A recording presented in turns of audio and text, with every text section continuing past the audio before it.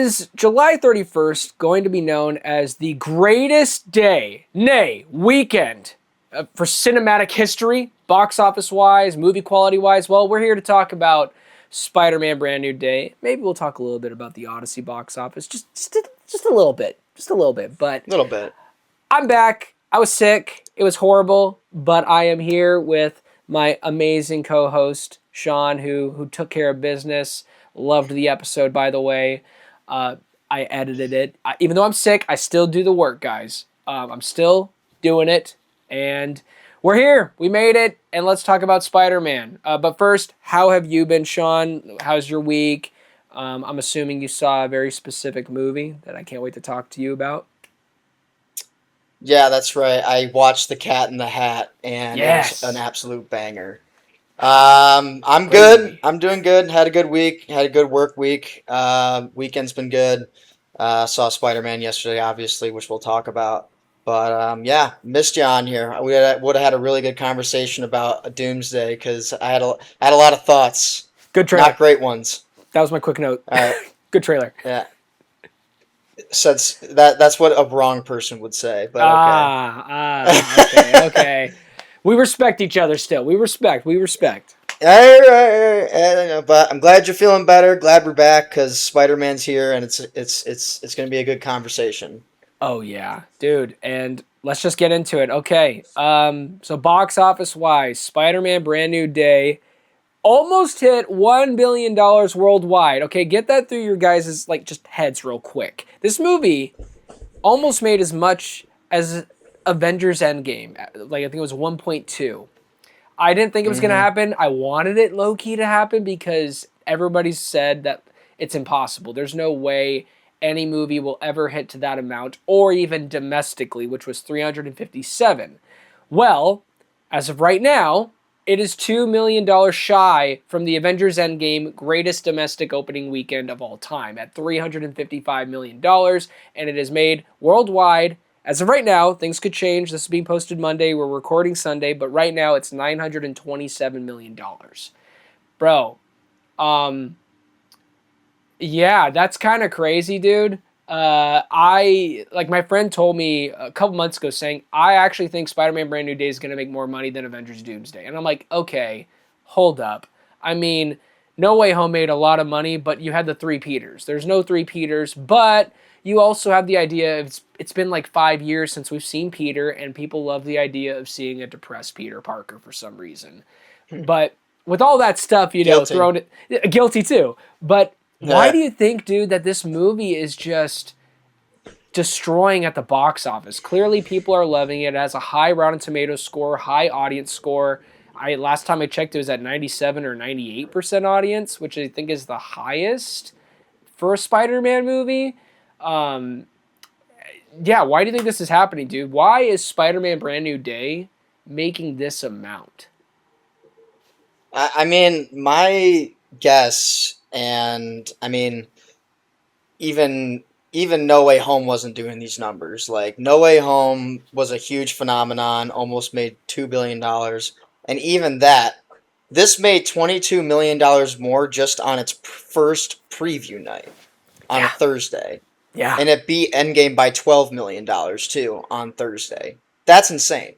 that is. And I mean, I would not be surprised if I wake up tomorrow and I get an update where it's, oh yeah, it made it to like 360 million. And I'd be like, yeah, that makes sense. I believe it. Worldwide probably won't get to 1.2 for the opening, but that's okay. That's whatever. As to why, I mean, people love Spider-Man. He's the most consistent superhero franchise, No matter what you think of the John Watts movies, because I mean, we'll talk more about it later when we get to our ranking, but I have feelings about them for sure, but they're all consistently enjoyable, I would say. And you go back to Amazing Spider-Man, a lot of people enjoy those. You go back to, of course, the Raimi trilogy, which is a classic. I just think Spider-Man, it's like Batman. Like, everybody likes Batman, everybody likes Spider-Man. They're just the tentpole heroes for these two franchises, and well, Batman is certainly not as popular as Spider-Man. I'll say that. Spider-Man has a much broader appeal, I would say, because Yeah, it for appeals kids and to families. younger generations and older generations, whereas Batman's darker. But that's for another day.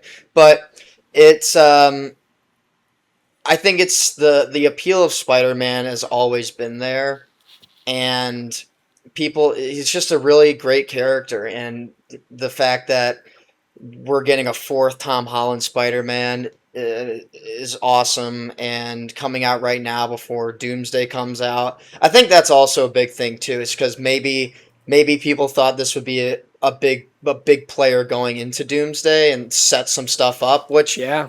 not really at all. I mean, a little. The I mean, last kind of. the last second, I guess, of the movie, we'll get into probably spoilers later. Well, there's a certain character who's in this movie Oh, that oh yeah, yeah. I have theories about might, where that person's gonna go. I have theories about yeah, that.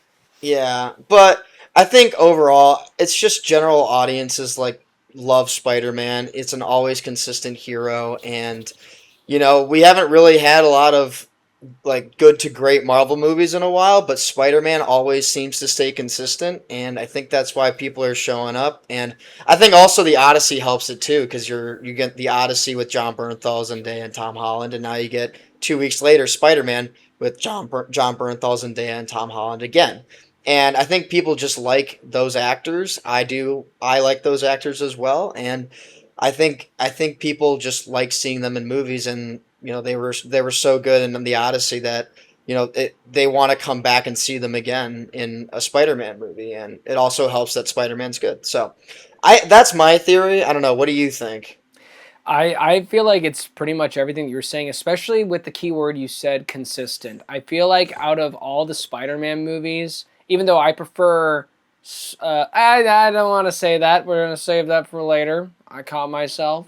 No spoilers. No I love spoilers. all of the Spider-Man movies. That I want people to know that I actually love them all. Some I like, a couple I like, but there's no such thing to me as a bad Spider-Man movie, and we'll get to that later. But um, I just think it's consistent.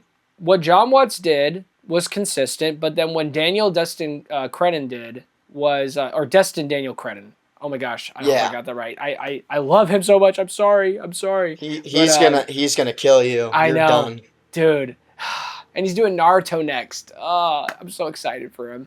But and that movie's gonna be great just because of this director, which is why Spider-Man Brand New Day's a very you It's know, a movie. it's a movie. Like I said, we'll get to that later. We'll talk But about it. it's consistent, man. I think it's consistent. It has brought consistent quality, and it's thanks to, uh, honestly, the producers and Kevin Feige, but mostly I think Tom Holland.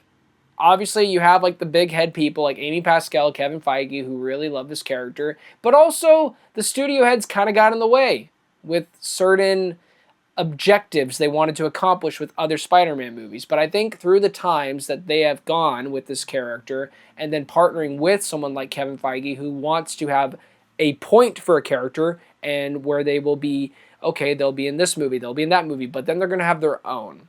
I think that's what Sony needed. They needed the MCU.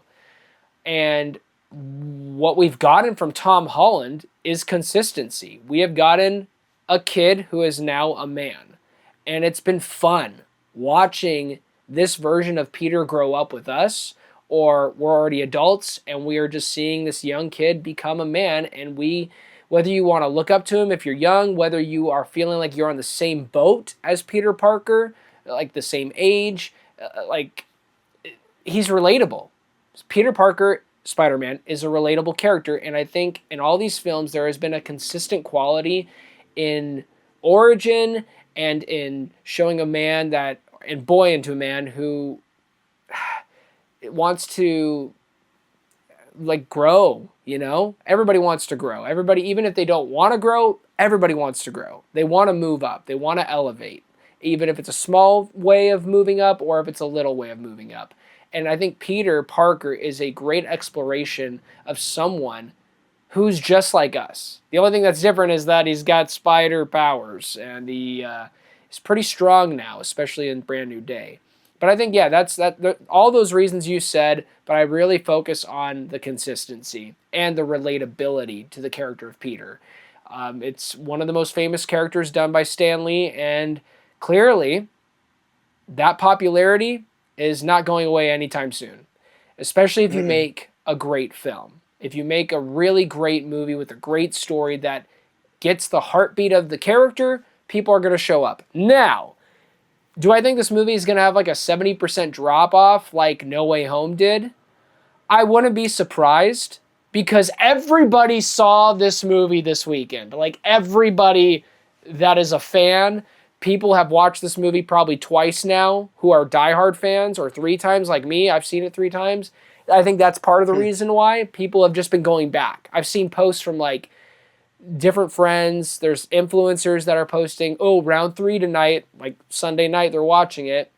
So you have that too.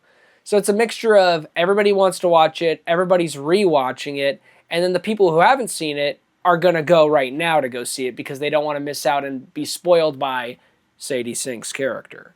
So I think there's a lot going behind it, but yeah, it's really the consistency and I think the relatability to the character. People just love Spider-Man. So that's my 5-minute reason why I think. But yeah, dude, it's just crazy that it's made this amount of money in this short amount of time.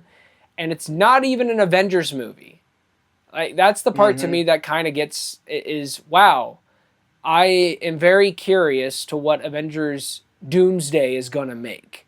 Like, is it gonna crack a billion?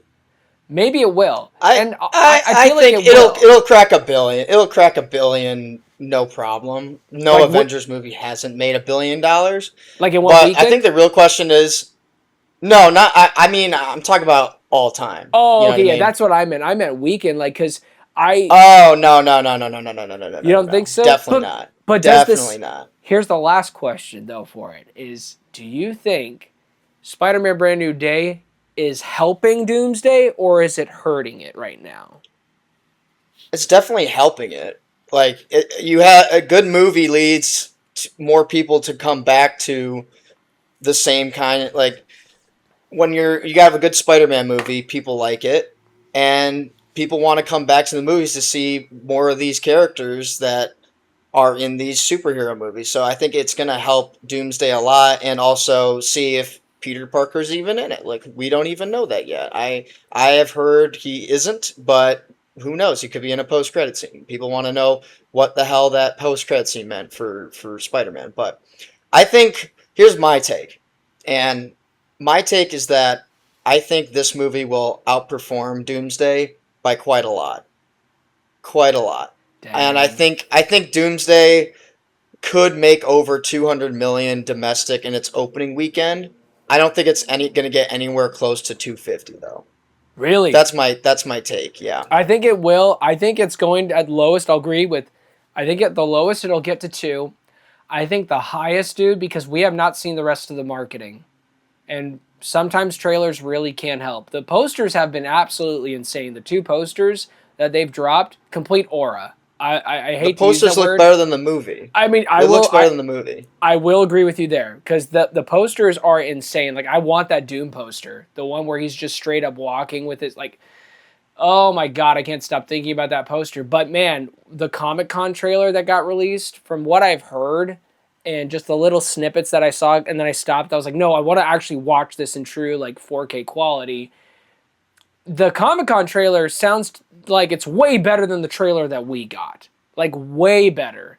And giving a bit more context to the story. I don't think we're gonna get it till D23, which is I think it's in September, but once this marketing train goes, dude, for Doomsday, I think it's gonna be at lowest 2. No, I'm gonna say it. Lowest 225, the highest like 310. I don't know if it's gonna do. I don't think it's gonna do this number. I don't think it's gonna do 355.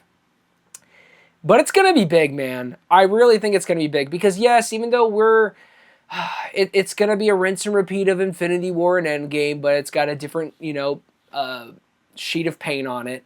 It instead of Thanos, it's Doom. But at the end of the day, it's Doom. And you're bringing back Robert, which is a bait and switch. It's nostalgia bait, right? But if they market this movie right and they give you a reason why to be excited for this movie, it's going to be an event. Because that's what Avengers movie is. It's an event. You know, it feels like a movie, but more so it feels like what Martin Scorsese said is that Marvel movies are more like roller coasters, roller coaster rides. I don't necessarily agree with his full take on that, but I can understand it. And the Avengers movies are roller coaster rides. And I'm not saying that as a diss. I'm saying it as no, that's the reason why they make so much money is because you're getting the families there. Even though this might be the darkest one, I'm going to assume Doomsday will be the darkest out of all of them. That's just my guess for where the story could go based off the comics. But yeah, I don't know. I don't. I feel like it's going to make a pretty good amount thanks to Spider-Man, but also if it has good marketing. If it's good marketing. And if they drop the ball on that dude, then yeah, I would agree. Then if there's not enough hype and people like us aren't even talking about it to the level like Spider-Man, it's going to cap at 250 opening weekend. I would agree with you Yeah. there then. But they really have to maximize on this momentum. They can't take for Mm-hmm. granted right now. People love Marvel right now. Like last year, people enjoyed Marvel. Not a lot of people saw Fantastic Four and Thunderbolts, even though those movies are great. And I love Thunderbolts. I think it's better than Fantastic Four. But this is clearly the best or the second best movie in this new phase. This and Guardians of the Yeah. Galaxy 3. They're the top two best, without a doubt. And we haven't had this feeling with Marvel since Guardians 3 and maybe Deadpool and Wolverine. I know some people don't necessarily like it because they felt like it was too crazy. I loved it, but Guardians was better. And I think that was more universally loved as a story. And that's what Marvel needs. They need a win. They need something to feel like it's connected to the greater universe, but more importantly, this movie is something that I think people can just walk into. And you're not going to get everything right, but you can still walk away saying that was a pretty good movie for somebody who didn't even watch any of the movies. I think they could walk into this and be like, yeah, I was a little lost with a couple things, but I liked it. I think that's the other reason why maybe there's some appeal to this one. It's called Brand New Day, giving a hint like this is like a reboot essentially. It's not, but it feels like it is with how they were titling the film, which is what the appeal for me was. But yeah, dude, this movie Brand New Day is going to make what? I guess. All the money. Well, before we get into our review, where do we think it's going to cap? Where is Brand New Day going to cap at?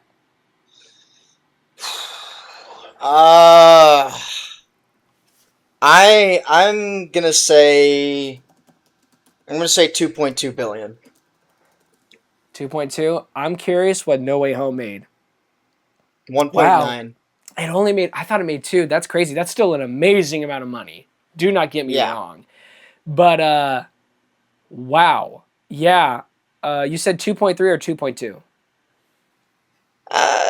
You know what? I'll bump it up to 2.3. I think 2.3 is definitely in range. Do I think it's gonna get to Endgame levels or Avatar levels? No, but I think this has the chance to be the next $2 billion movie just based on this opening weekend. Like it's already almost halfway there, so I think it'll be totally fine.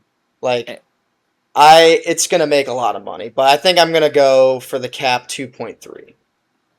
Yeah, dude, it's insane. Yeah, like so Avatar's 2.9, Avengers Endgame was basically 2.8, The Way of Water 2.3. Yeah, dude, for sure it's gonna make the top 5. It's definitely gonna make more than Force Awakens, which was 2 billion. Titanic was 2.2. NASA 2 was 2.2, which I don't believe in Doesn't that box count. office. Doesn't Yeah, count. I don't believe in Yep, that doesn't box count. office. They should just erase it. China, I don't feel like China's telling the truth about it. I love you, China.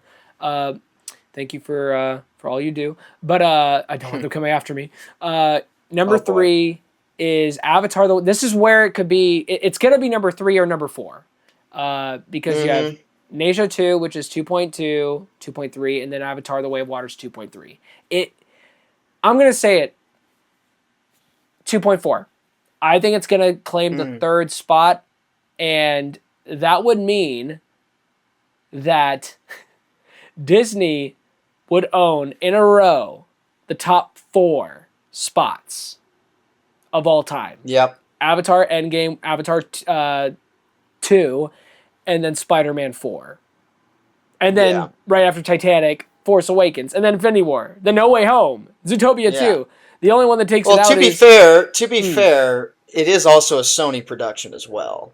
yes, okay, respect to Sony. Respect to Sony. I just They didn't do it do on their own. yeah, you're because I'm just this is why I was saying earlier about the producers. Sony has made some of the greatest Spider-Man movies, and then they fumbled a couple of times, especially with their villain stuff. As in, they fumbled pretty much majority of the time with their villain movies. There's only like one Yeah. that I actually enjoy, not even love. I just enjoy, and It's a guilty pleasure. Guilty it pleasure for sure. it is. I just yeah. I think 2.4 just to be different. Maybe 2.5, who knows? Maybe I'm feeling crazy. All I know is I think it's guaranteed the third spot at this point, the worldwide box office total, lifetime gross. I think it's going to Hmm. like fit firmly at 2.5 where I think Doomsday will cap. I think it'll cap like around No Way Home numbers or a little bit under Neja 2, which is 2.2-ish. I think the most is about 2.2, 2.1 for Doomsday. The lowest it'd be like 1.8. I feel pretty confident with that. It's going to definitely make a bit more than I think 1.5 just because it's Avengers.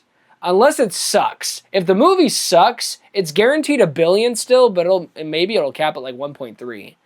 Uh, I just don't see how it will suck because it's the Russo brothers and they have never missed in Marvel. They've missed outside of Marvel, Yeah, but I think this is a great conversation for another time, but we need to get on to the actual reason why we're here, and that's to talk yes, about Spider Man. Spider-Man Brand New Day, You our go, my review friend. for Spider-Man Brand New Day. Yeah, I guess I'll start. Yeah, so Spider-Man Brand New Day, 2026, directed by the GOAT, Destin Daniel Cretton. Love that guy. Um, I guess a little bit of backstory. Like I remember seeing Shang Chi and seeing his style in that, and I was like, oh my god, this guy has some juice. He's got a lot of sauce, and I was really interested when he was put onto the Avengers movie, the Kang Dynasty, before that all fell apart. So that I'll save it, but uh, got to Spider Man, got put on Spider Man, and I didn't really know what to feel going into it. I mean, like back when it was just being announced, like Spider Man 4, why are we going to fourth Spider Man? Why can't we focus on a different character? All that. But I like Spider Man. I've always liked Spider Man. So going into this, yeah, I liked the trailers. I think the trailers only got better with time. And knowing Destin, I trusted him to do something pretty awesome, and I walked out and I had a great time. It was a great time. If I had to give it a rating, I'm gonna give it a 4 out of 5, so 8 out of 10. And I guess I'll just go into like the biggest things that I took away from it. Is number one, Destin's just he's a great director, just a great director, and he does a lot of taking what he used in his indie roots from 12 short term 12 and Just Mercy in those movies, and putting them into this to it's a lot more of a character study than it is a superhero movie. And sure, there's a lot of superhero stuff for sure. I mean, the action, and I mean just the opening scene is a pure comic book. It literally is. And but but he is able to combine that with a lot of really rich character work for Peter Parker and Spider-Man, and it respects a lot of what the character has become to a lot of people, and what is the appeal for the character, because this is a character that's gone through so much pain, so much loss, and in the comics it's the same thing, and in this universe it's been the same. Like he's gone through so much, and but he still does good. He does the best he can to help as many people as he can and save as many people as he can, no matter what's going on in his own life. Because he puts other people's lives above himself, and that's what makes the character so special and relatable. and it's just he does such a good job of bringing that home, Destin, and putting it back in New York.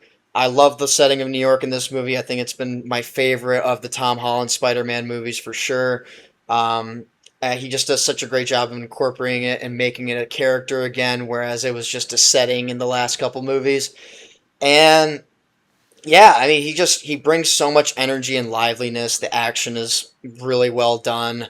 It's very similar. I wouldn't say similar, but it has that same feeling as what Shang Chi had, but with Spider Man. And but it's obviously using Spider Man's uniqueness and the web slinging and whatnot.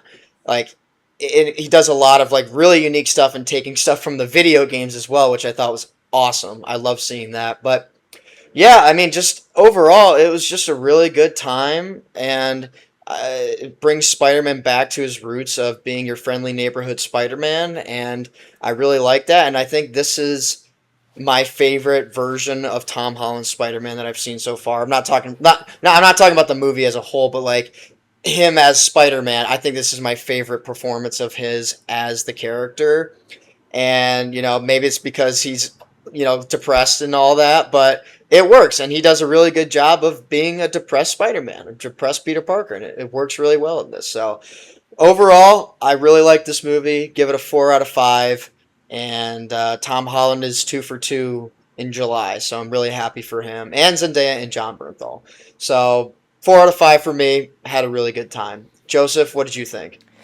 I love this movie. I've seen it 3 times now, and going into it, I rewatched all the Holland movies, and I admire John Watts and his direction, uh, and because they felt like just fun throwback '80s movies. Weirdly, especially Homecoming. Like I love the clear reference to Ferris Bueller's Day Off. Yeah. I thought that was kind of a genius move in the sense of a tone for Spider-Man. It's kind of perfect. It's a film. It's kind of a comfort watch. That's the best way to describe. I think that especially the first two, they're kind of just easy to watch, and I think that's like the biggest compliment I can give to John Watts is this is just easy to just be a part of the journey and really like the characters, the interaction, and it's really funny. Like Far From Home is probably the funniest out of the 4 movies, and it's largely due to a great cast. But here I bring all that up because I felt like, for the most part, the Holland movies felt flat visually. Not flat like emotionally. I was very much connected on the journey. I love Tom Holland as Peter Parker, but visually and the CGI suit, I was not a fan of. I remember watching it back in 2017, Homecoming, and even Civil War, and I was just like, this just looks fake. Like I loved it when the suits felt real, or at least the CGI was top tier. Like maybe it's a hot take, but I thought the Amazing Spider-Man suit in 1 and 2 looked way better than Tom Holland's in the first couple movies. Because it took me out every time he was on screen. It felt hollow. And my favorite suit for the longest time has been Sam Raimi's Tobey Maguire's suit, because that one felt the Mm-hmm. most real. Like I could be in the suit. And Tom Holland's suits never felt that way. So this, though, felt the most like a Spider-Man movie. Something that I haven't felt since Spider-Man 2, honestly. Spider-Man 1, Spider-Man 2 with Sam Raimi's direction. And that's also, speaking of direction, because of the amazing director behind this, who is also the showrunner for Wonder Man and who directed Shang-Chi, like you were talking about. And I knew that when he was attached to this, I'm like, yeah, guys, I just want you to know this is going to be probably one of the best Spider-Man movies. Just look at his track record, even outside of the MCU. No offense to the Russo brothers, but everything they've done outside that's a movie is bad, or it's fine. Not even good. But him, everything he's done outside of the MCU, which was before the MCU, has been 2 thumbs up for me. Just Mercy is an incredible Mm-hmm. film, and I highly recommend you check it out. Michael B. Jordan's in it, Brie Larson is in it, and guess what? Jamie Foxx is in it. So all MCU people are attached. It's a great movie. And he brings that heartbeat and emotionality with that kind of storytelling here for Peter. And it fits perfectly because we want to see a depressed Peter. And that is the highest compliment I can give this film is we get depressed Peter Parker. Okay. Yeah. That's not the highest compliment, but I have to say it. I love seeing a depressed Peter for some reason. Spider-Man 2 is peak with that, and this one is also peak with that, where it just gets the character of Peter. He's somebody who is like everybody else. He's stressed. He doesn't really have time for anybody other than work, and now he's going through a different level of puberty, which is organic webbing. And he also has enhanced strength and his eyes go black like a spider. So he's going through a lot Yeah. of changes, which I loved. I really liked that aspect. And in the message too, dude, with the film, at the end of the day, it's really a film that's tackling isolation and how lonely it can feel. And visually, you get that with the story, with what he's going through and how he doesn't want to accept it. And in one of the most important conversations in the film that like just smashes that idea even more, speaking of smash, is with Dr. Bruce Banner, where he's talking about, hey, what defines good nature and bad nature? And maybe you need to express this in this season, basically. I'm paraphrasing here. And it's not a spoiler. That's not a spoiler, guys. Yeah. It, It's in the trailer. It's in the trailer. And that, to me, was one of the best written moments in the entire film because it didn't feel like it was heavy-handed. It felt organic for who the characters were. And I loved it. It's a great display of community. Actually is one of the most important things that you need. And Brand New Day achieves that with the final moment in the film, which we can talk about later if we want to get into spoilers. But yeah, I loved it. It has some of the best action we've ever seen with Spider-Man, with the Hulk sequence, with the hand sequence.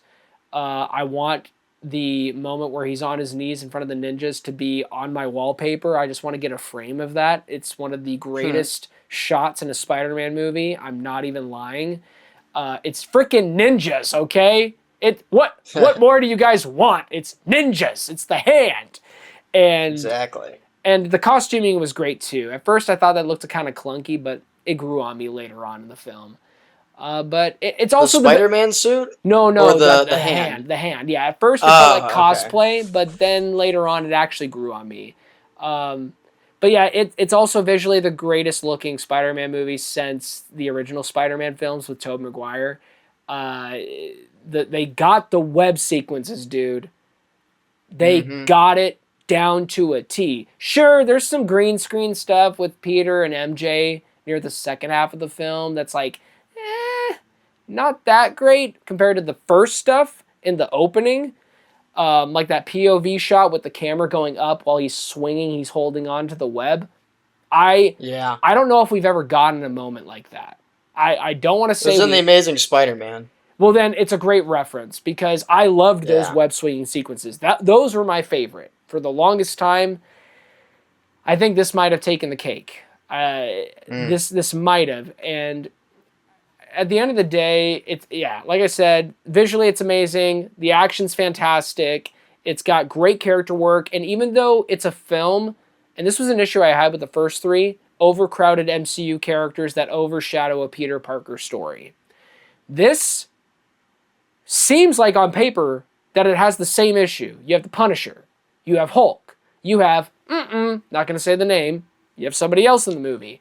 But it doesn't feel the same way it felt in the first three, where you are constantly reminded that you are watching an MCU movie that has all these characters like Doctor Strange or Iron Man or Mysterio or Nick Fury. Here, the characters are actually serving the main character, who is Peter.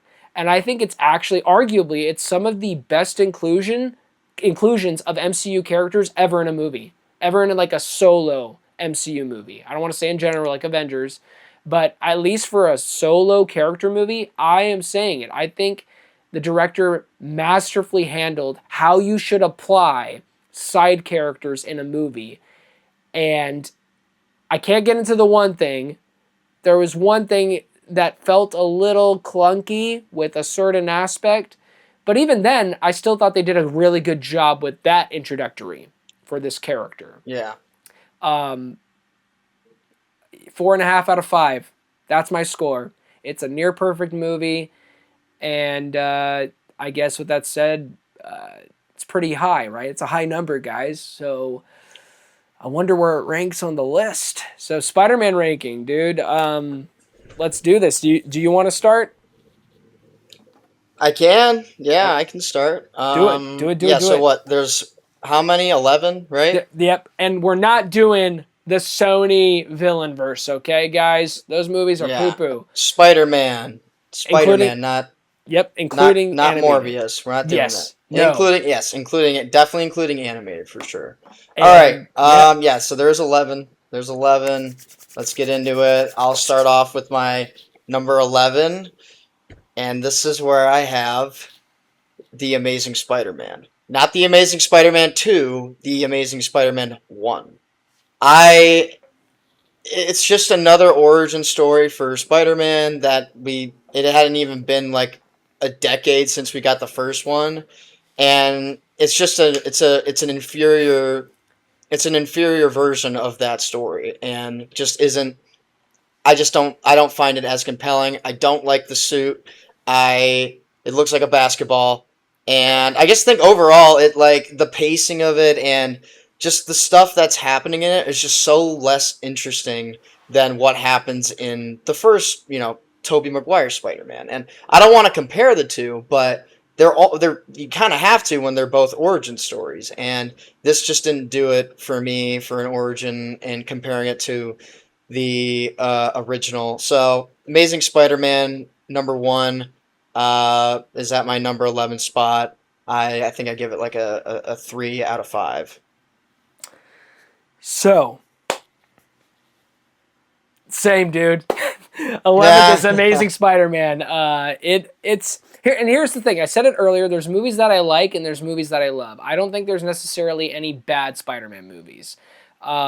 So I would probably, as of today, would probably give it like a 3.5 out of 5 if I had to guess. Haven't seen it in a bit, but I remember going to see it all the years back when I was just a wee lad, a teenager. A wee lad. Yeah. And let me start with the positive real quick. Garfield and Stone perfectly casted. Their chemistry was amazing, and no wonder why they were in a relationship during those movies, because you feel the romantic tension and the amount. It just felt heartwarming and cute is the best way to put it. Every single time they were on screen, I loved it. Also, I love the use of Coldplay during a skateboard sequence. I don't know why. I always think of that moment, and he's shouting, looking up at the sky, and he's like, "Oh my God, I'm having the best day of my life." I think the music usage in the Amazing Spider-Man movies are awesome. And I like Andrew Garfield's Spider-Man. I don't like him as Peter Parker in the first movie. He just Yeah. acts like a cool skater boy. I don't like that. And if that's something in the comic books, cool. I don't like that version. I want my nerdy, awkward Peter Parker, which he is kind of awkward, but he really plays off like the moment where Flash Thompson's being a bully. He's like, "Hey, Flash, come on, bro." I don't know. Never worked for me. I'm like, that's not. Mm-mm. To me, that's not Peter Parker. Exactly. Maybe to somebody else, that's Peter Parker. And hey, I'm happy for you. Not to me. Not to me. And I hated the lizard stuff. I love the actor. Shout out to House of the Dragon, Otto Hightower. Spoiler alert. Rest in peace. But he's amazing. He like every scene he was in, I really believed in his I guess motivation until you get to the final 20, 30 minutes where he wants to turn everybody into lizards. It pulled me out. It pulled me out. He wants to turn everybody into lizards. It's crazy. What a crazy sentence. It's so stupid. Like, I get that it's a comic book movie, but that's why it's the lowest, because it felt like a comic book movie in not the best ways. Not everything needs to be translated literally into live action, because it can come across as just dumb. So that's number 11 for me, The Amazing Spider-Man. Got it. Well, I'm glad we're on the same page for that one. Number 10. Number 10. I have Spider-Man Far From Home. Far From Home. Yeah, the more I think about it, and this will be a running theme, you'll see, but the more I think about this movie, the less I like it. And I like the gimmick after, because it was after Endgame. I like the gimmick after it. It's like, oh, what's gonna happen next? And but just the more I think about it, the messier and messier it gets. And also, I just visually don't like the way it looks either. Oh yeah. I think it looks terrible. Um, and there's just I know you were saying the humor. It's like the funniest Spider-Man movie, and that could be a good thing. But in this case, a lot of the times it's a bad thing, at least in my eyes. And it distracts from. I just think it just distracts from the story, especially being after Endgame and having to deal with that. So there's still some like fun moments here. I like Peter and MJ, but overall, not the best. Not the best at all. So number 10, Far From Home. I give it a 3 out of 5. Number 10, Spider-Man Homecoming. Like I said, I recently rewatched all three movies. Well, I guess four now, but three before Brand New Day. And I think it's a pretty good coming of age story. Good. Who has Tom Holland is great in his first real outing as Spider-Man. We got him in Civil War, but then he got his full-length movie, and Michael Keaton was awesome as Vulture. We had one of the best villain scenes in a while during that period of Marvel, and just in the car, that whole conversation is is brilliant, absolutely brilliant stuff. Good old Spider-Man, Mm-hmm. forever in my brain. Love you, Michael Keaton. But this movie is without a doubt, uh, and this is a common theme with I think some of the Spider-Man movies in the MCU. It's just ugly to look at. It's gray. Marvel just I guess they love to have everything kind of grayed out and the saturation turned down a bit. Like you obviously see some color, but it just is not as vibrant as what it could have looked like. And maybe that's a lame thing to say, like, hey, what about the story? I like the story. It's not like I don't. Like I said, I love or like the Spider-Man movies. But if I'm looking at something that just looks kind of lifeless for 2 hours and 15 minutes, it's kind of distracting, for me at least. And I'm not a fan of the suit. I think Tom Holland's suit is one of the weakest on the CGI. I think like the design I love. Do not get me wrong. I want to love it because it feels like the 1960s Spider-Man comic brought to life. But it's fake as heck. It just took me out. But I love Ned. I love the version of MJ that they go for here. And I love her even more later on. But yeah, it was good. I liked it, but it was very just kind of dry at places for me. But that's number 10, Spider-Man Homecoming. What would you give it? Yet again, a 3.5 out of 5. Like I think it's good. It's a good movie. Really, I would say really good. But it is a bit distracting with the quality of just visually what John Watts and the team did. Yeah, that's valid. That's valid. All right, number 9 for me. This one was actually kind of tough to put, but I thought about it a lot, and it's only the ninth spot, so it's like I thought about it, and I'm gonna go with the Amazing Spider-Man 2. And this is Mm, where I get to the point where I start to like these movies more. yep. But like the Amazing Spider-Man 2, I think is like so stupid, but it's like really fun to watch. I still think this has the best web slinging ever, like in any of the Spider-Man movies. I don't think it's even close. Even Brand New Day, no offense, I just don't think it matches the same level of aura that is captured in this movie for the web slinging. Story wise and character stuff, maybe not as strong. The whole Harry Osborn thing turning into an actual goblin is like weird, and yeah, I think that whole relationship with the two also just doesn't work for me. And just the story, like the drama with MJ, or not MJ, Gwen Stacy and Peter was not as interesting as they might have hoped for. But I think their chemistry is still awesome. I always see the scene where she yells Peter when she sticks him to a car, or Mm, he sticks her to the car with the webbing. But yeah, this movie's like objectively kind of a mess, but subjectively, I think this movie is like super fun to watch, and the web slinging, like I said, is still my favorite. Andrew really embodies Spider Man. Don't think he's a great Peter Parker, but he's a really good Spider Man, and I yeah I had a, I like this movie. It's fun to watch. It's stupid to watch, but it's a good time. So, Amazing Spider-Man 2, number 9. I give it a 3.5 out of 5. Number 9, Spider-Man: Far From Home. I mentioned it Mm. earlier. I think it's one of the funniest, largely due to the side characters, like Ned saying, "We're gonna be bachelors," and then he instantly gets into a relationship, and then by the end, when they get home, they break up. I don't know why. It makes me laugh every time, and I love the friendship between Ned and Peter, and then the romantic angle that they start to grow with Peter and MJ. I instantly believe in this guy who so desperately wants to connect with her, but there's things that just get in the way. And like drones, okay, I'll just say this: the Yeah. freaking plot is messy. I am not going to deny it. It's messy, but Jake Gyllenhaal steals every scene. The bar sequence is probably my favorite moment in the entire movie, where he says, "See, that wasn't so hard." It's Jake freaking Gyllenhaal. I think that's the correct pronunciation, Gyllenhaal, for people who don't know. But he's my dude, and the chemistry between him and Peter is just outstanding. And yes, does he look stupid in the third act with his CGI outfit? Yeah, it's kind of awkward, and I get what they were going for, but it just looks dumb.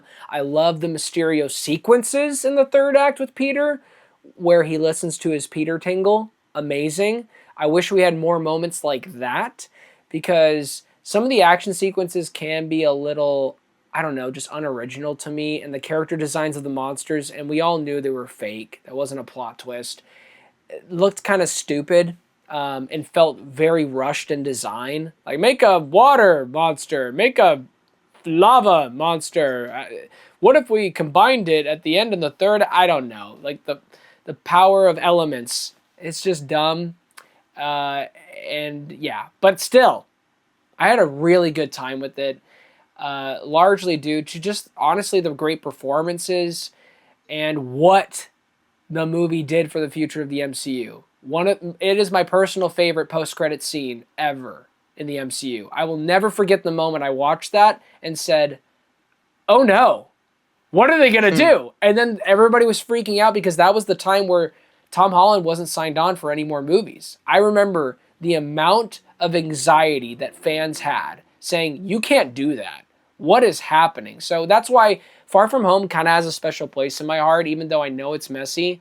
I like it more than Homecoming, and for a while I thought it was Homecoming that was better. No, so three, yeah, I would say 3.5, 3.5 out of 5 for Spider-Man: Far From Home. There you go. All right. Is this what, number Number 8? 8. I think number 8. So number 8. This is where I have Spider-Man: No Way Home. Spider-Man: No Way Home. Yeah, Ooh. I know a lot of people might not like that, but the more I think about it, the less I like it, and that's the common theme for, especially Far From Home and No Way Home. The more I think about it, the less I like it. I don't get me wrong; it's nice to see Tobey Maguire and Andrew Garfield and Tom Holland Spider-Man all in the same movie. It's a lot of fun, and it does wrap up Andrew's character specifically very well because he never got that third movie. So the second half is like, you can't not have fun with it, right? First half, I think it's horrible. Like, honestly, first half is because, like you said, the ending of Far From Home. Sure, I didn't love the movie, but the post credit scene, like you said, it's one of the best in the whole series because you're like, what's gonna happen now? And I just think the way they handled it was so just messy and convoluted for the sake of convolution, like the whole, like, oh, this the whole thing with Doctor Strange, I just don't like. I don't like it at all. Him having Doctor Strange and Spider-Man being the main characters in a movie just doesn't sit well with me. And it just didn't work for me in the first half. Second half, I can forgive it because we get Toby and Andrew, but I just think getting to that point was just such a hard watch for me, at least. I Yeah, that's really all I got to say on it. This is where I realize I'm not a big fan of John Watts as a director because this just doesn't feel like a real movie. But that might just be a corporate thing instead of a John Watts thing. But regardless, yeah, the more I think about it, the less I like it. But still, it's fun to watch. It's the second half is fun to watch and whatnot. But yeah, uh, Spider-Man: No Way Home, 3.5 out of 5. Well, number 8 for me, and I don't care what anyone says. Number 8 for me is The Amazing Spider-Man 2. Now we're in the territory where I just love these movies going forward. I just love these movies. I remember watching it for the first time and walking out saying, yeah, this was great. And then I checked Rotten Tomatoes and said, oh, am I just dumb? I literally felt like I was just dumb. I'm like, oh, the movie is messy. Rhino's stupid. Paul Giamatti's weird as this, you know, awkward version of the Rhino. And Goblin, why did we even need the Goblin in the final 25 minutes? They're trying to build up the Sinister Six. Why is Peter's parents like basically spies? I loved it all. I'm sorry to explain it to you guys, but I love this movie. And I agree with you. I think it has some of the best swinging. I know for you it's the best. Right there, it's between Brand New Day and this one. Granted, the movie just came out, so let me just give it some time before I say Brand New Day is the best. I know I'm just getting a little excited. But The Amazing Spider-Man 2, visually, when it came to those moments, was outstanding. I also like Electro, even with the dumb factor involved. Because yes, I also agreed that this movie is dumb. But I think that's why I liked it, because it felt like a comic book movie brought to life in the ways that I can at least, I can eat up. And I'm not being taken out of the film because they knew what they were going for. Not to say that everything's perfect. I'm not saying this movie is perfect one bit. Yes, at the end of the day, I do think Green Goblin was kind of shoehorned in, and the design was really stupid. Like, how did he know exactly how to get into the glider? All of that. Yeah. There's just things that don't make sense. It was just like, what if this guy gets in this thing because it's cool? That's the movie a lot of the times. Okay. Electro, the design, I actually was cool with it. I actually like the look. I like the suit that he gets at the end. But the best scene that has always stood out to me, and it was a common complaint, I guess, for people, critics especially, that the score was messy too. The score was dumb. What Hans Zimmer did with the Magnificent Six or whatever they called themselves, Pharrell Williams, I think, was a part. I think it's one of the most unique superhero scores ever made. I'm not saying it's the best, but the inclusion of Electro's theme, forever in my head. I'm sorry, it's iconic, and I'm not ashamed to say that. And the moment where the music pairs with the rage that Electro feels in the Manhattan Times Square sequence is a top 10 Spider-Man moment for me. I will never forget when I was in the theater and hearing, what was it? They lied to me, and now they are my enemy. I love Screamo music, and I would be chanting it.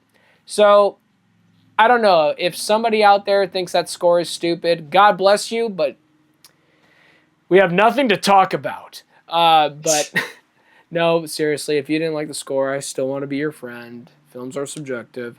But I loved it. Amazing Spider-Man 2, 4 out of 5, and I don't care. It's a great movie. And I'm tired of acting like it's not a great movie, okay, guys? So, 8th place, The Amazing Spider-Man 2. Number 7, I have Sam Raimi's Spider-Man 3. I think this is the best place to put it. It's iconic for all the wrong reasons, but in a good way for me. Emo Spider-Man is always a pleasure. And I like Venom. I like Sandman. I think it's the most visually interesting or visually best looking out of the three. So I like the movie. It's stupid. I grew up with it. Maybe that's why I like it. But come on, man. Like, it's Spider-Man 3. He's gonna put some dirt in your eye. Like, come on. It's awesome. So Spider-Man 3, I've got in 7th place. I give it a 4 out of 5. I love our takes, man. 7th place for me, Spider-Man Trace. Spider-Man 3, man. It's aged like fine wine. I know at the time, yet again, it was a film. I was 11 when it came out. A lot of people didn't seem to like it, but I think over the years people have gone to appreciate it, like how people have gone to appreciate the prequels in some cases for certain aspects to those films. But I think Spider-Man 3 is actually a unique movie that might have had some studio issues, and Tobey Maguire just took it just to make money. Okay, but we got Bully Maguire. Okay, it's a meme, but Come it on. works, and it works for the story. Uh, and yeah, you just get the iconic black suit. You get Venom. Was Topher Grace miscast? Yes, he was, but he acted the crap out of that role. I Sandman 2, Mm-hmm. Thomas Hayden Church. Visually, I think it's beautiful, and I know a popular take is that they didn't need the new Goblin. Yeah, he needed to be in there because we got one of the most emotional moments for Peter's character with his friend sacrificing himself for him, and one of the best like not sunset, sun rising shots with three friends and them being with someone in their time of need while they're going. It brings a tear to my eye every time we get to that moment. But yeah, Spider-Man 3, seventh place. Love that movie. Would you give it a 4 out of 5? Four out Is of that five. it? Sorry, yes, 4 out of 5. 4 out of 5. Perfect. All right, number 6. I have Spider-Man Homecoming. Ooh. Maybe it's nostalgic. Maybe it's nostalgia. I don't know. But I remember vibing with this movie a lot when I was when I was like in middle school, going into high school, and it's a fun time. Like, sure, the Spider-Man suit doesn't look great in some shots, but when it is practical, I think it looks pretty great. Like when he's not swinging around sometimes, but obviously that's the issue. I don't think it looks as bad as what you're saying, but I can totally understand where you're coming from. But I just think there's a lot of charm to it. It's like you said, it's like a John Hughes movie, a coming of age story, and I think it just really works well for me. I think this is John Watts' best Spider-Man movie for sure. And unlike, say, No Way Home, like you have Tony Stark coming here, and he's not just there to pop up and say hi and then go bye bye. He actually plays a good character. He plays a good character, and he's not just a little cameo. So, and this was the first Tom Holland had his own solo movie. I thought he was great. I thought obviously Michael Keaton is great, and I actually don't hate how the visuals of this movie. Like I don't I think it's got a nice charm to it, especially when it gets to like the school stuff. I really like that, and also the score by Michael Giacchino, fantastic. I love it. But yeah, Spider-Man: Homecoming number 6. I have it, and I give it a 4 out of 5. Number 6, Spider-Man No Way Home. Yeah, it's a film that got a little bit worse for me in quality. I used to give it like a 10 out of 10, and then it became like a 9 out of 10. But sorry for the letterbox rating. 5 out of 5, 4.5 out of 5.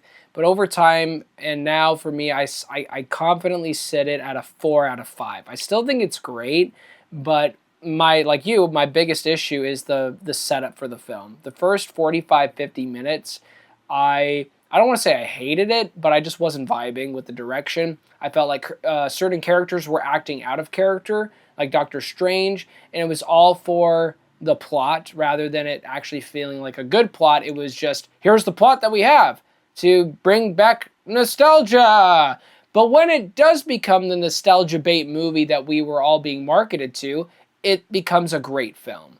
And it just doesn't stop. And yes, I think this is probably the worst looking one visually in a sense because it was during the time of the pandemic and people had to be social distancing. And you can tell, especially in the city sequences, uh, where are the people? Until you get to the ending of the film, it just felt like so hollow and empty, especially in the Doctor Strange sequence outside. Something about that just felt so fake. And how majority of everything felt like it was filmed on a green screen. I didn't like that at all. But then you get Andrew, Mm-hmm. you get Peter, you get Andrew and Toby, and the chemistry is amazing. And Green Goblin, William Dafoe, Alfred Molina's Doc Ock, the Lizard was just there. Yeah. Yeah, I love this movie for being nostalgia, and then it delivers a sweet end note for a surprisingly strong origin trilogy. because that's what it was. It was an origin trilogy that wrapped up pretty well with a very traumatizing death for the character of Peter, but like the movie actually had weight. And I think the movie would have been like a 6 out of 10 or 3 out of 5 if it didn't have that moment happen. It would have just been like, well, this felt safe. Like it was cool seeing all these characters, but at what cost? Like there was no cost, but there actually was. And this was the first time where we all, I think you would agree, felt like Peter became Spider-Man, where he didn't feel like a boy. He was a boy Mm-hmm. wanting to become a man, but he still was a boy. So it's got a soft spot for me, but I do recognize the issues now more than ever 5 years later. But yeah, number 6, No Way Home. It's a good take. I like what you were saying there. Number five. Number five. I'm going. This is where I'm going to put Spider-Man: Brand New Day. I think this is the best Spider-Man has been in the MCU. It's the best Tom Holland Spider-Man by far. And maybe that's just recency bias, but it's generally it's not even just a good superhero movie. It's just a good movie. It's a great character exploration of Peter Parker and his headspace after all the, you know, awful things happened to him in the last movie, and the consequences of what had happened and what he has to live with, and the loneliness of being a hero. And I really appreciated that. Destin Daniel Cretton comes in and absolutely cooks. He's the best director working at Marvel right now. Him and who was the Thunderbolts director? Jack Jake Schreier. Schreier, yeah, I think it's, yeah. I apologize for butchering that name if I did, probably. but We those probably two did. are the best. Yeah, I probably did. But those two are the best working at Marvel right now in terms of directors, and I can't wait to see what he does next for Marvel. But yeah, I really had a great time with this. Action, fantastic. Characters, great. Great new character introductions. And yeah, and like I was saying about Homecoming, it doesn't feel like random characters are just in there for the sake of being in there. They actually play a pivotal part in the story and makes the universe feel alive. It makes you remember that there's other characters here and living in the same place.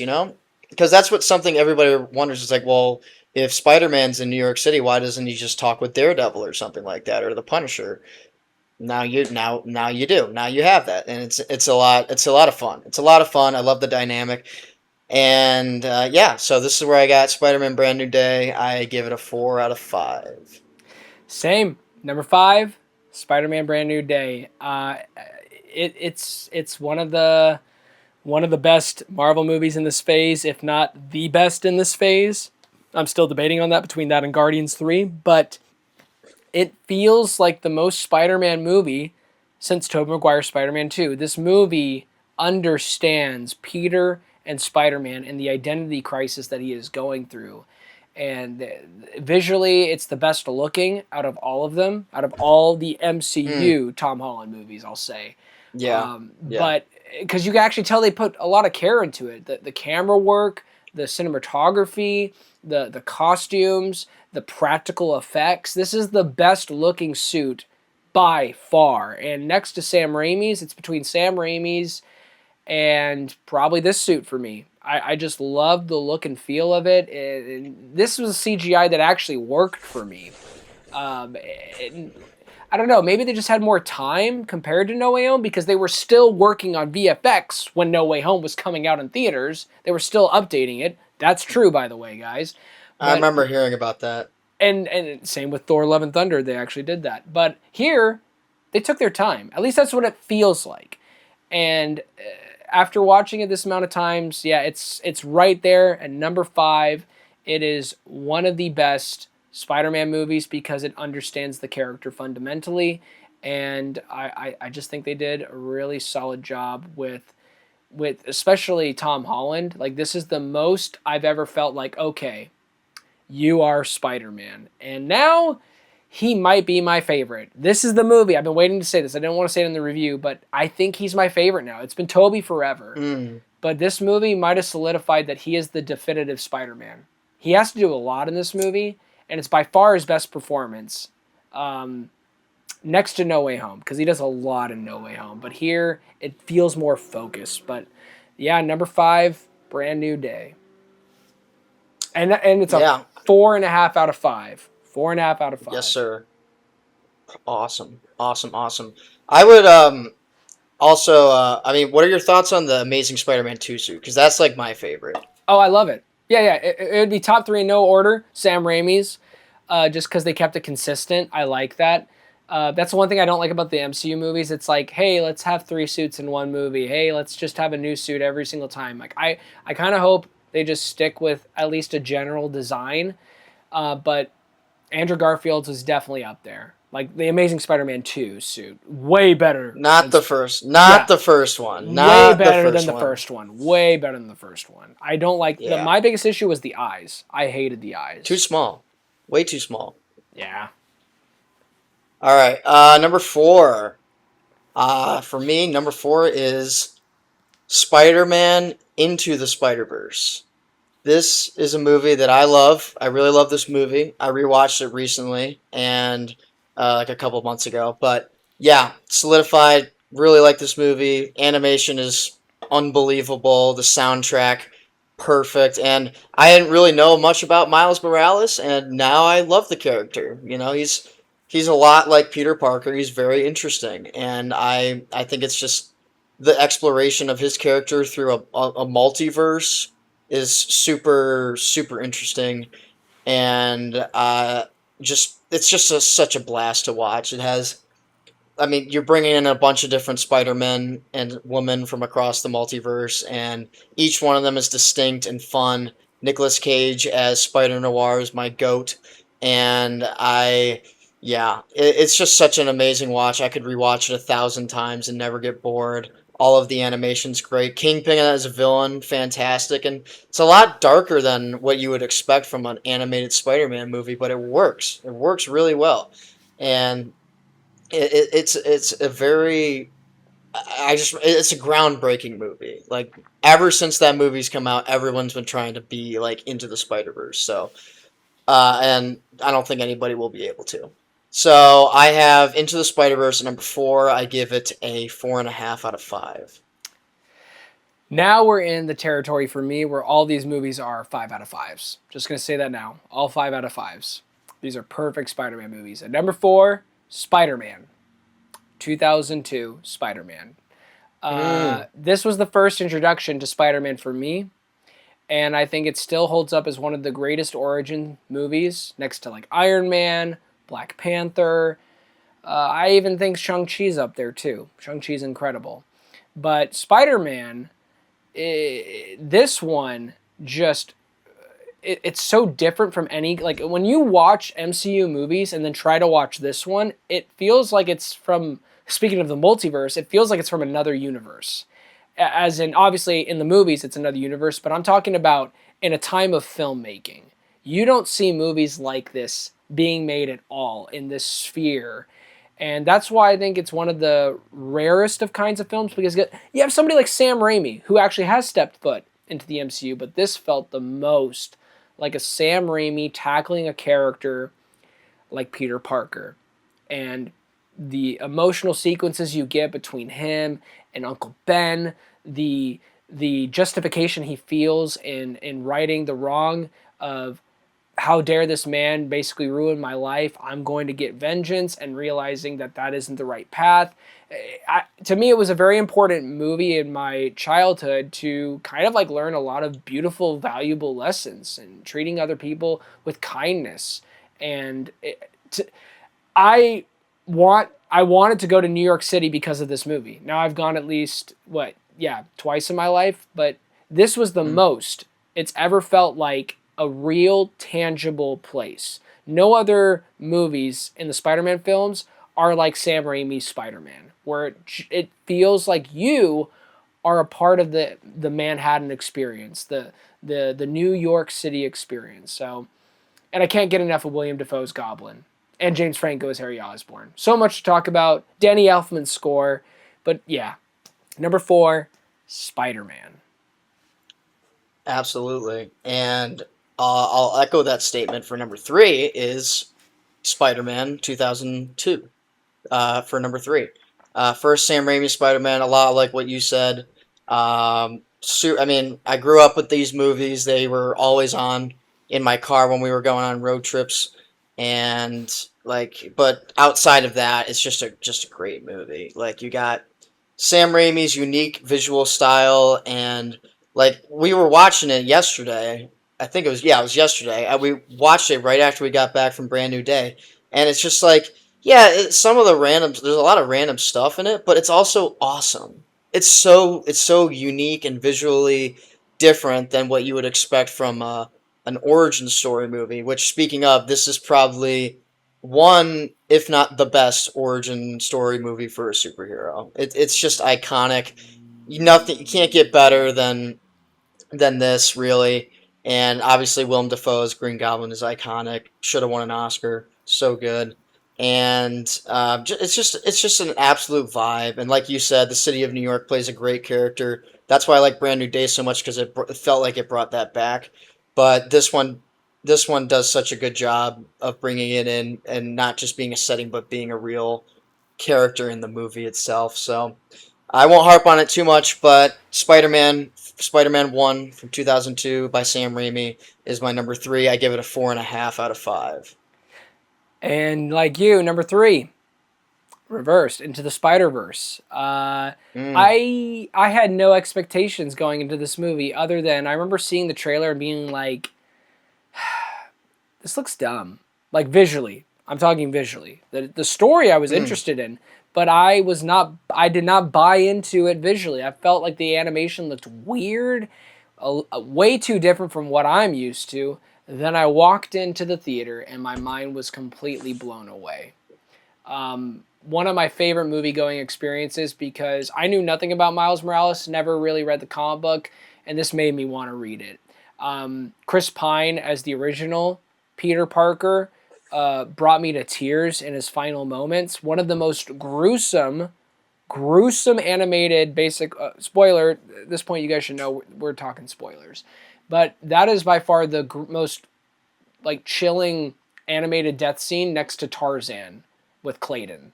Um, Hmm. Brutal stuff, and everything with him and the connection that he has with his parents, or the disconnect with his father specifically, and how much he looks up to Uncle Aaron, and even that character design, the music theme, the music, Daniel Pemberton, shout out to you.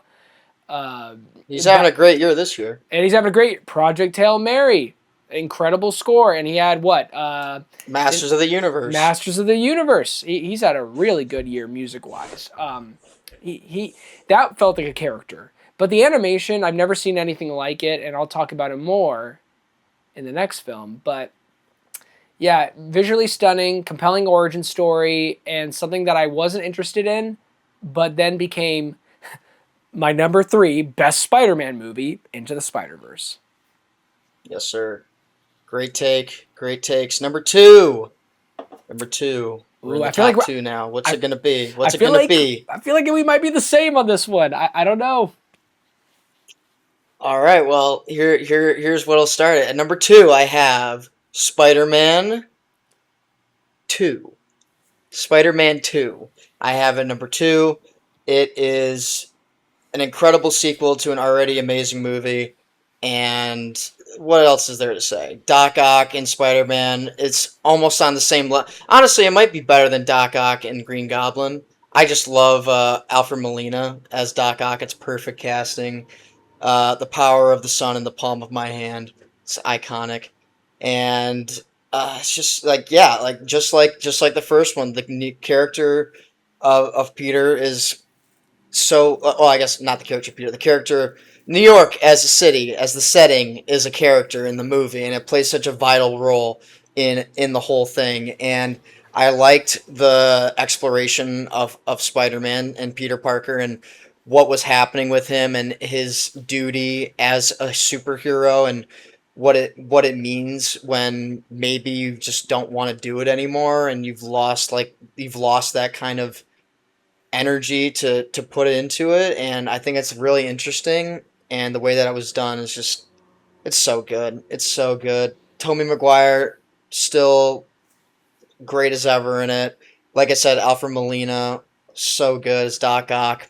Probably top. I would say it's a top 10 villain of all time. Doc Ock from Spider-Man 2. I don't think that's crazy to say. Train sequence, unbelievable. Just everything. You could say anything about the movie, and I would agree. And um, but yeah, it's not my number one.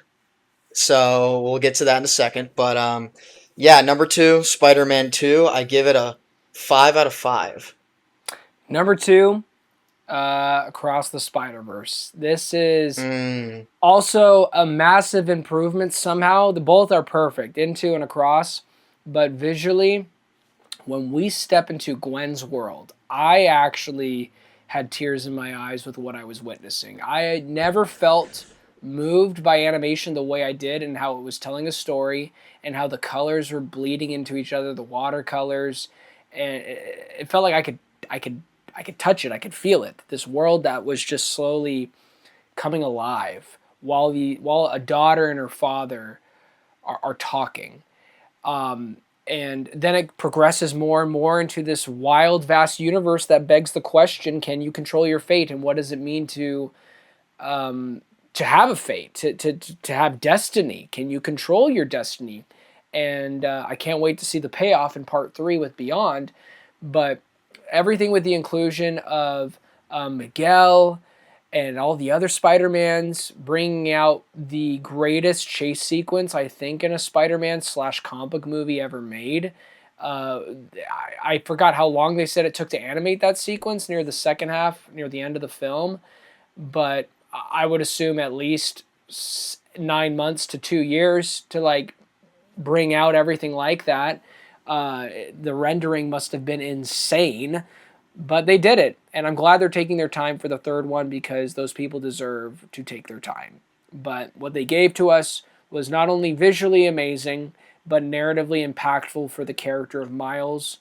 And the music by Daniel, still, he found a way to elevate. And the other bonus too is you have a killer soundtrack that reminded me how I felt with other comic book movies that take popular artists, but it actually feels impactful. It actually makes it more of an enhanced experience rather than a distraction like a music video montage moment. It helps the character's journey rather than saying, "Hey, that new song by this artist, listen to Spotify right now." hmm It's rare, I feel like, to see that in movies today. But yeah, just everything about this movie just oozes out excellence. It says we are different, and you're probably not going to see another movie like this for a very long time. It felt like a special moment in movie history, not just for animated movies. I also think it brought out a serious attention back to animated movies. That yeah, Pixar's king. Okay, cool, but Sony's actually killing it. When it comes to their animated movies, Sony animated films are, people need to actually put it on their calendar. Like what they, if K-pop Demon Hunters came out in theaters, it probably would have been the highest grossing movie of last year. yep, but good old Netflix came to save the day. Yep, Uh, yep, as yep. in not the. Oh, and by the way, Netflix, the theatrical experience model is dead. Nobody cares. Yeah, They sorry, just Ted. made almost $1 billion in 3 days. Like, what are we talking about? Sorry, Ted Sarandos. You're wrong, and you should really reconsider that. Glad that Narnia is going to be in theaters, but anyways, yeah. Number two, Spider-Man Across the Spider-Verse, perfection. Yeah, and echoing that sentiment, number one for me, and this actually changed recently. It used to be Spider-Man 2, and now it is number one, Spider-Man Across the Spider-Verse. I believe this is one of the greatest animated movies ever made. I firmly believe that this is one of the greatest cinematic achievements in animation I've ever seen, and just on a technical standpoint, but on a thematic standpoint, it's that part one, part two mentality, but it's a part one, part two where it's like we don't have part two yet, so we don't know, but it's a part one where I just am so locked in, and it's a 2 hours and 20 minute long movie that I couldn't take my eyes away from, and visually beautiful, thematically rich, especially when it comes to what you were saying about destiny and can we control our fate, and how they use the history of Spider-Man to dictate the multiverse. I think is really cool. I think it's really interesting, like the whole Uncle Ben thing, and well, and then also with Miles's dad. I think that's so interesting, and I'm excited to see how it plays out in the next movie. And the Spot is awesome. I love the Spot. Not a whole lot to do, but he does enough to make me excited for him in the next movie, especially with how he ends up in Across the Spider Verse, where he's just an absolute just monster. So I'm excited to see that and see how that goes and what kind of awesome animation we're gonna get with that. But yeah, I love this movie so much. I love it, love it, love it. I remember seeing it in theaters for the first time and really liking it, but rewatching it recently made me just fall in love with it, and I can't stop thinking about it sometimes, you know. So and just yeah, animation's great, music is unbelievable, and the characters are probably my favorite in like I Miles Morales in this is probably my favorite depiction of Spider-Man other than like Spider-Man 2. I think it's just fantastic, and obviously Gwen Stacy as Spider-Gwen is so interesting. I'm really hoping that they give her like her own solo movie when this trilogy is done because I want to see more of her. But yeah, I could go on, but yeah, my number one is Spider-Man Across the Spider-Verse, 5 out of 5, one of the greatest animated movies of all time.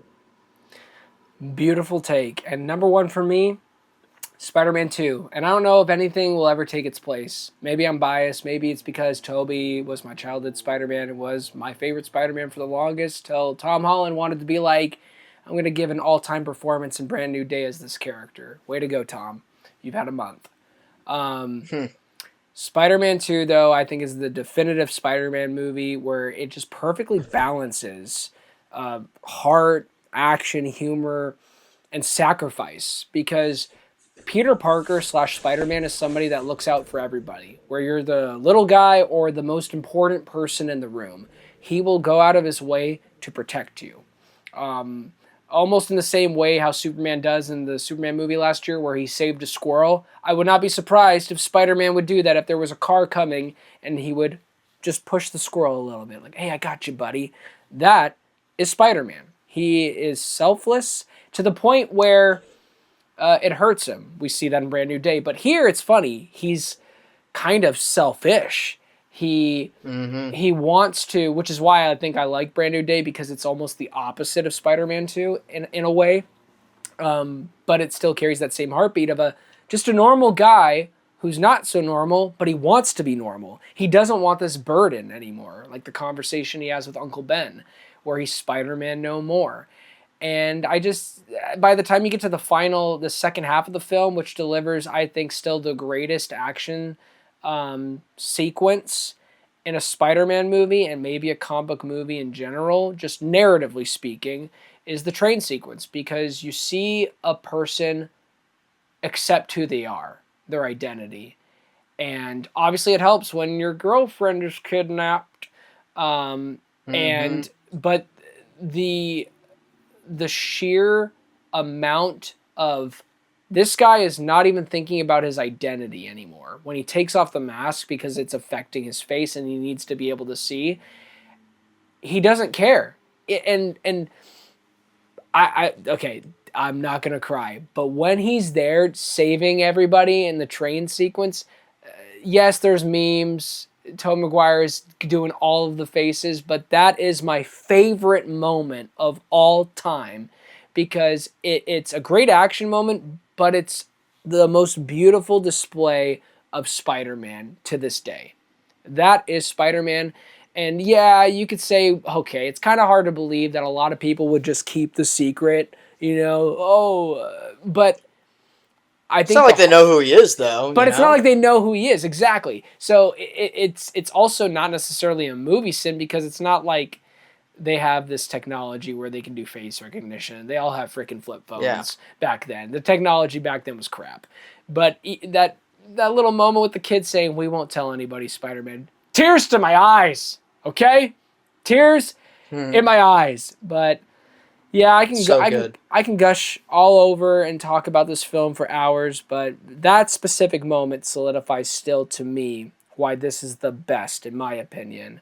And we've seen other Spider-Man movies try to kind of capture that scene, and some have worked, but I don't think anything's ever topped that. I don't think anything's ever topped the way Sam Raimi has captured a fight scene mixed in with Spider-Man rescuing people to that scale too, and it still looks great 22 years later. So number one, Spider-Man Dos. But Great take. yeah, Beautifully man. said.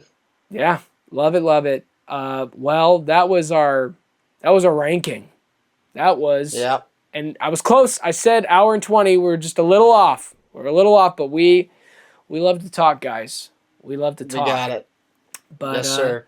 I guess more importantly, what's your ranking, guys? Don't forget to like and subscribe. All the fun stuff. But anything you want to say? Sending out the lovely people, Sean. Well, if you haven't seen Spider-Man, I feel like that's impossible because everybody saw it. But yeah, I'm glad it's doing well. Helps movie theaters, whether you like the movie or not. It helps movie theaters a lot. So I'm really happy about that. But yeah, those are our rankings. Let us know what you think down below. Like, share, subscribe, all that jazz. And we will be talking next week. I don't know what we'll be talking about though. I don't know what comes out this week. It's something. There's actually a couple I'll probably movies. just see Spider-Man again. Yeah, let's just do part two. Yeah, exactly. All right. Well, that'll do it for episode 6 of One Movie After Another. Thank you guys for stopping by, and we will see you next week from Sean and Joseph. We'll talk later.